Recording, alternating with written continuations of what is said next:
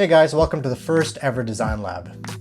The Design Lab is a series of devlogs which I'll be going over all the different things I design.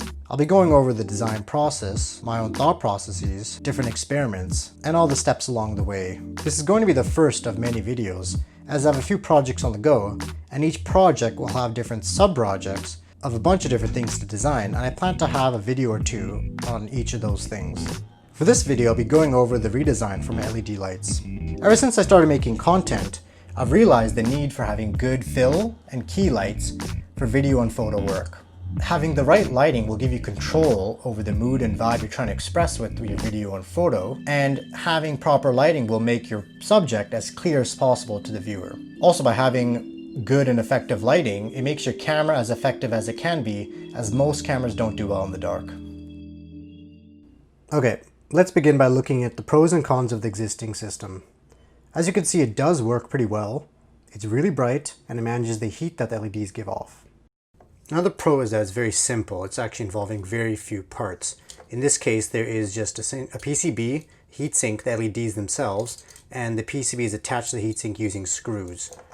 And on the PCB, there are also very few components. There's the current driver and the inputs to the current driver, which is the power itself, the dimming, and there's a voltage output to the LEDs. Another good part of the existing system is that the power is distributed using a central hub, like you see right here. In comes 12 volts and out goes power to each of the LED fixtures. So on to the cons. A big con of this system is that it is not easily mountable. So for it to work for my needs, I've actually had to rig together a makeshift holder using basically a cell phone holder from the dollar store and a clamp from the hardware store so it could attach to what I want to attach to. And this does work, but it's super flimsy and will shake and sometimes just falls apart. And another big con is that the inputs are not very usable. I've used these terminal blocks and it is strong and a good connection in a lot of ways, but sometimes it's very finicky. Like for example, sometimes these, if you move them enough, they'll actually start disconnecting a bit and it could actually start to damage the traces that it's connected to in the board itself. And that's already happened before. So as it stands right now, it is dimmable. It is built into it currently, except you need to go through this input right here. And it requires a separate system. So I won't be able to turn it with the knob, which would be kind of nice to have. And, you know, otherwise I'd have to kind of pull out a modular synthesizer or program a separate microcontroller and have like long wires go to it, and it's just not very usable. Although I did say I like the hub system, it isn't perfect. So if you need to disconnect an LED or an LED, you need to bring out a screwdriver and actually screw in more wires or unscrew wires. It does work, just not very usable. Now that I've figured out what I need out of an LED light and I've reviewed the previous version, pros and cons, and areas of improvement, let's look at what's out there already for inspiration. So there's actually a lot of lights already out there. Let's open up a few of them and take a look. Here we have a panel.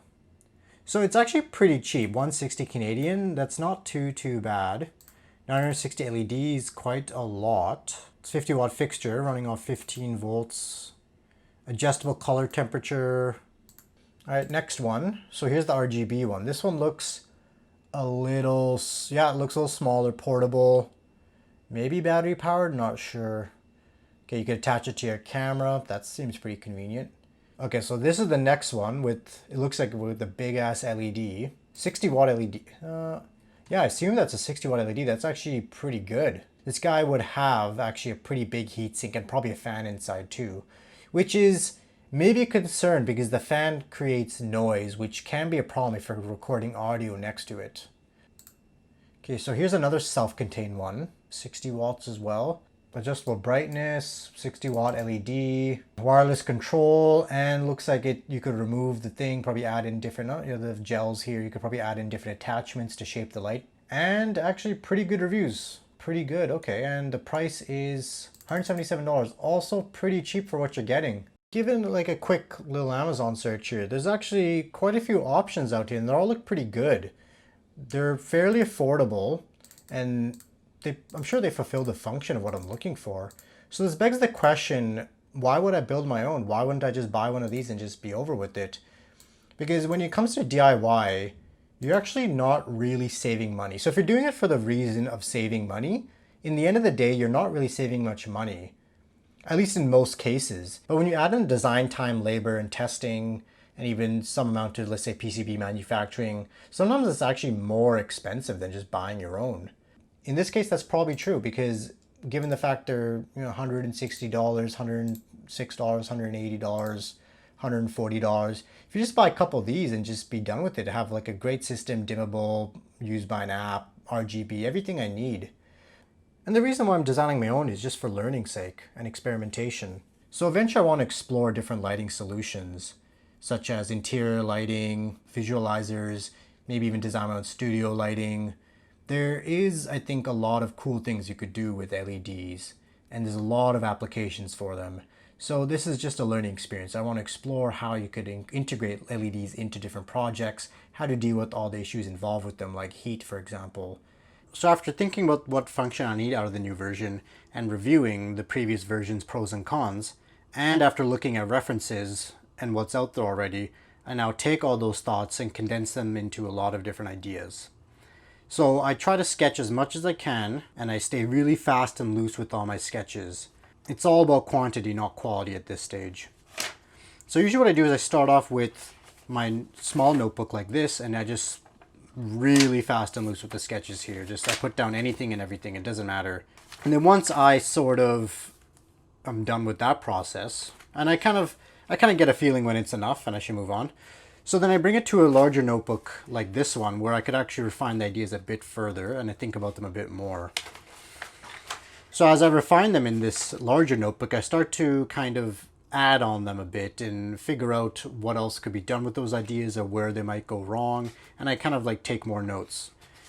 So it's like one further step of refinement on the ideas.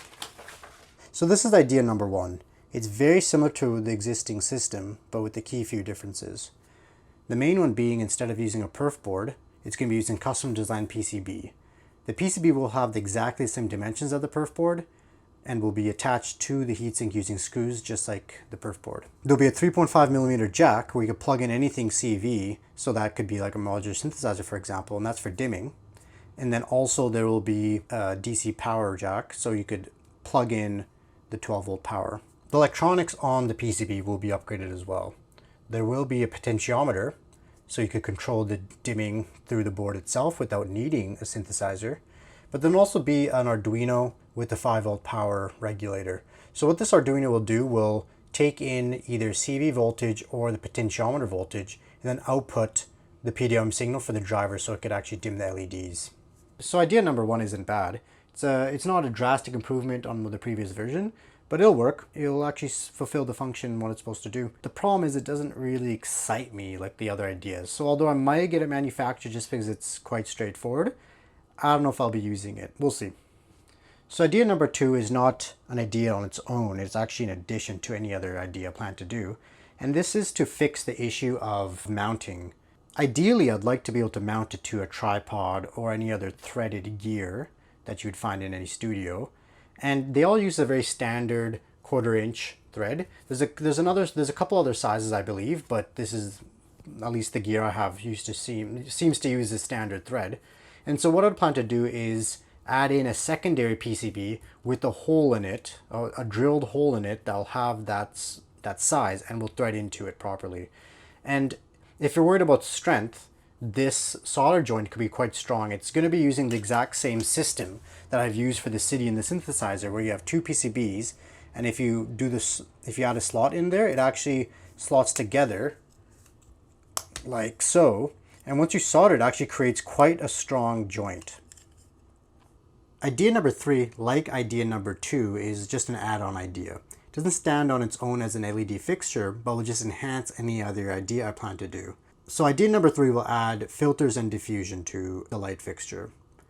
So if I show you the LED fixture I have already, it has 4 screws. And so now if I instead have the screws extend out this way in front of the LED, I could then add squares of diffusion, filters, gels, whatever, to the front of the LEDs.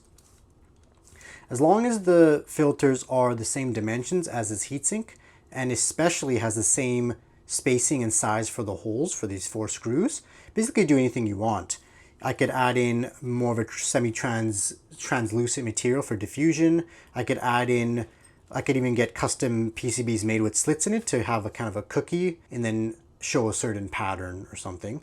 Then also I could actually get colored acrylic pieces for gels, or even create like small little geometric PCB sculptures to really shape the light in an interesting way. The possibilities are endless as long as I follow the convention of the spacing for these 4 holes and the general size of the heatsink. Idea number 4 is the one that actually excites me the most. I've taken the concept of the hub and expanded it into a system. So what's good about the hub is that it's a central control unit. Except in this, well, with the current version, it doesn't really control much, just supplies power. But now imagine that instead of just supplying power, you had all the control systems. So any knobs you might want to dim the LEDs, and also the inputs from the synthesizers goes to the hub. And from the hub, it controls all the LEDs. The LEDs themselves now would be much simpler. They don't need any electronics on it. It just needs the input from the hub and that's it. I have these smaller heat sinks that kind of gave me an idea. So now if you were to grab a small heatsink like this and put only a single LED on it, you can now almost spam them and have a lot of them kind of going around. So let's say actually now there is a way to connect the fixtures together and make it actually modular. So now based on the need and what you might want to light up, you could actually connect them in a certain way. So of course, let's say each one has a white LED, you can now connect them together to make a fixture that's 3 times as strong, but now we'll receive only one input signal from the hub. Another interesting thing you could maybe do is if you have red, green, and blue RGB with 3 different inputs, you can now actually create any light color you want with 24-bit resolution.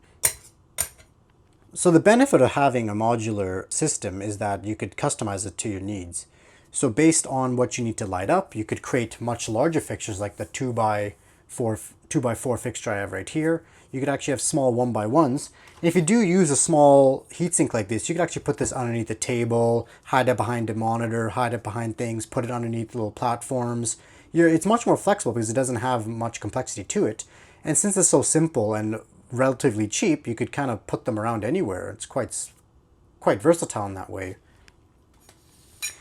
And even the hub itself can be expanded and built upon, and eventually you could have different types of modules part of the hub based on what you need to light up. Now with these 4 designs, the next step is to condense them into a prototype.